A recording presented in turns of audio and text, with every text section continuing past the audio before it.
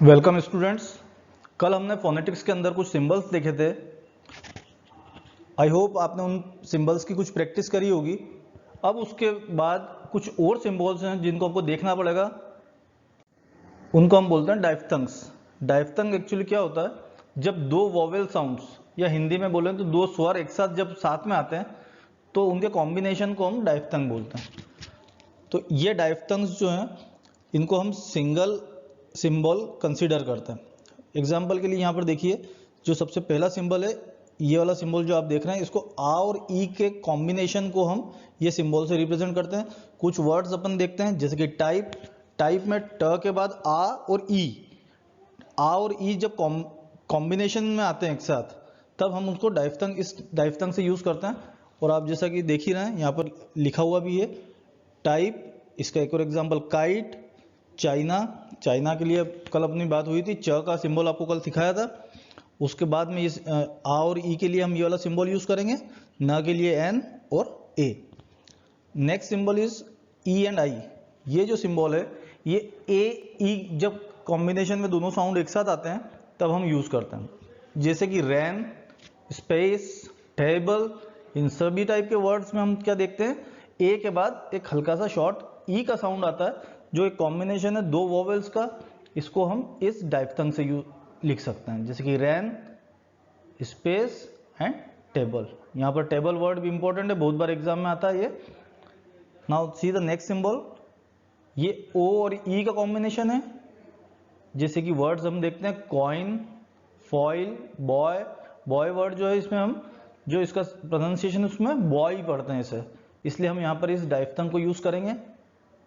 Coin भी देखिए, क के लिए के का यूज किया है, और ई के लिए हमने ये डायफ्थंग यूज किया है, और न के लिए एन।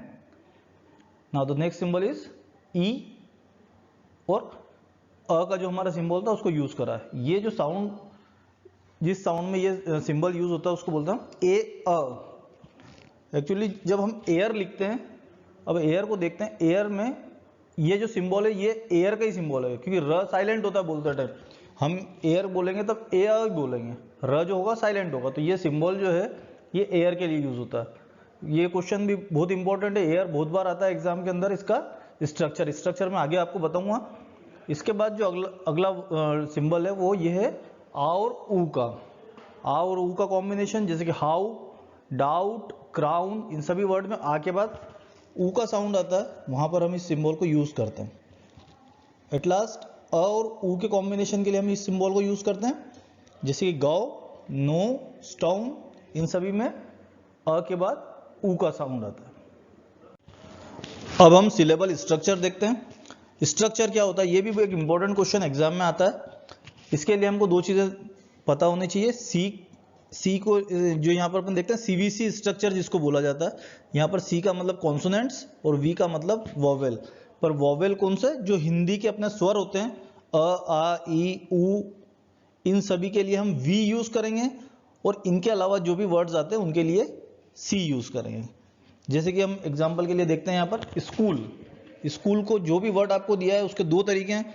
सबसे जो इजी तरीका वो ये है कि उसको हम पहले हिंदी में लिख लें। अगर हम उसको हिंदी में उसकी मात्राओं में तोड़कर लिख लेते हैं, तो जहां पर भी आपको मात्रा दिख रही है उस मात्रा के नीचे आप वी लिखेंगे और बाकी के नीचे सी लिख देंगे, तो आपका स्ट्रक्चर हो जाएगा। और दूसरा तरीका यह है कि उस वर्ड का आप पहले फोनेटिकल ट्रांसक्रिप्शन कर दीजिए। ट्रांसक्रिप्शन करने के बाद जहां पर वोवेल सिंबल आता है वहां उसके लिए आप वी लिखिए और बाकी के लिए सी लिखिए। पर ज्यादा एग्जाम के पॉइंट ऑफ व्यू से अगर आपसे सिर्फ स्ट्रक्चर पूछा जाता है तो आप उसको हिंदी में तोड़ के लिखिए, जहां मात्रा आती है वहां पर वी और बची जगह के लिए सी। इसी प्रकार से सेकेंड एग्जाम्पल देखिए, ब्लीड, ब ल ई ट। तो ब के लिए हम सी लिखेंगे, ल के लिए सी, और ई एक मात्रा है इसलिए हम वहां पर वी लिखते हैं, और ट के लिए फिर C. Now next example is type. Type में थोड़ा सा एक चीज ध्यान में रखने की है। टाइप वर्ड को जब ट्रांसक्रिप्शन करते हैं हम, तो दो वोवेल साथ में आते हैं। हिंदी में भी जब हम इसका देखते हैं तो ट, आ, ई, आ और ई साथ में आ रहे हैं। जब दो वोवेल्स, दो स्वर साथ में आते हैं, उनको हम एक ही सिंबल कंसीडर करते हैं, उसको हम सिंगल एक वोवेल कंसीडर करते हैं, उसके लिए सिर्फ वी लिखते हैं। तो यहाँ पर जैसे हम देखते हैं टाइप, तो टाइप के अंदर सिर्फ टी के लिए हमने सी लिखा है, और आ और ई के लिए सिर्फ वी लिखा है और पी के लिए सी लिखा है।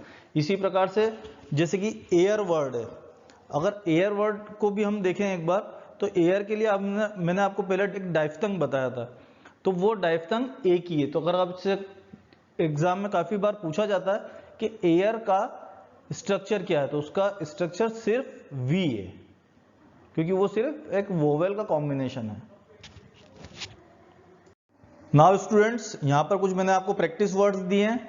इन प्रैक्टिस वर्ड्स को आपको ट्रांसक्रिप्ट करना है, साथ में इनका स्ट्रक्चर भी लिख कर देखना है। स्ट्रक्चर लिखने से आपको उसकी प्रैक्टिस हो जाएगी। और ये सभी वर्ड्स इंपॉर्टेंट है एग्जाम पॉइंट ऑफ व्यू से, क्योंकि ये सभी वर्ड्स हमारी वर्कबुक में भी हमको दिए हैं और हर बार इन्हीं वर्ड्स में से एग्जाम के अंदर जनरली पूछा जाता है। तो आप इन सभी वर्ड्स की अच्छे से प्रैक्टिस करिए और अगर आपको कोई डाउट आता है तो आप कमेंट बॉक्स में लिख कर भेजिए।